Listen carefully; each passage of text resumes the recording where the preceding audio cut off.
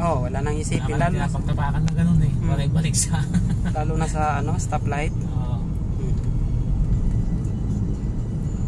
Hanggang ngayon ganun yung motor mo sir? Manual? Oh, manual pa rin yung motor ko.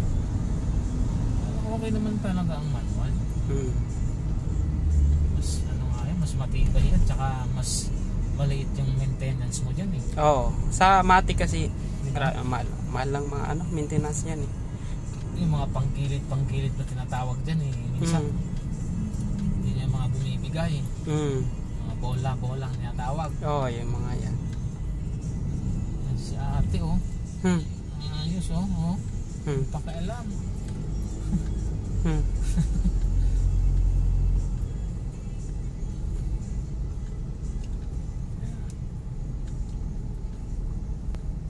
Nahayaan ko na yung mga ano. Pinagbibigyan ko lahat yung mga kamote. Wala ka na magagawa dyan. Wala ka magagawa dyan. Lalo na pagka sinasabayan mo yan. Wala din. Minsan kahit may angkas na bata, kamote pa rin magpatakbo. Alam niya na may bata eh. Oo. Hindi mo alam kung pinsan niya yun, kapatid niya yun, di ba? Kasi anong pa rin magpatakbo. Hirap magpatakbo ng motor pagka may bata. Grabe ka na magpatakbo. Hindi mo iniisip yung kalagayan ng... Oo. Iba kasi yung mga mindset nila eh. Sana kung ikaw lang mag-isa.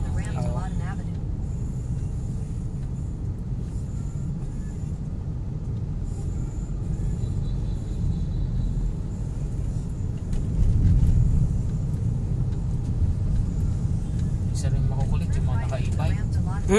Yan. Dito sa may C5. May putik na yan. May C5. Talaga makulit talaga yung mga yan. Ang dami. Naka-e-bike. Pero kung tutusin mo, walang mga lisensya yung mga yan eh. Wala sa mga lisensya.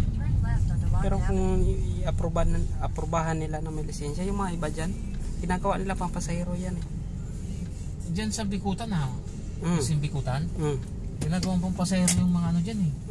Yung mga e-bike? Oo, mga e-bike. Oo, kasi pagka naghahatid ako dyan, may nagtatawag na yung naka-e-bike eh.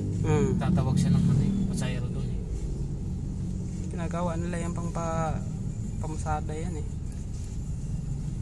Pero kung tutusin yan, bawal na yan. Kasi bawal yan. Public utility na yung ginagawa niya eh.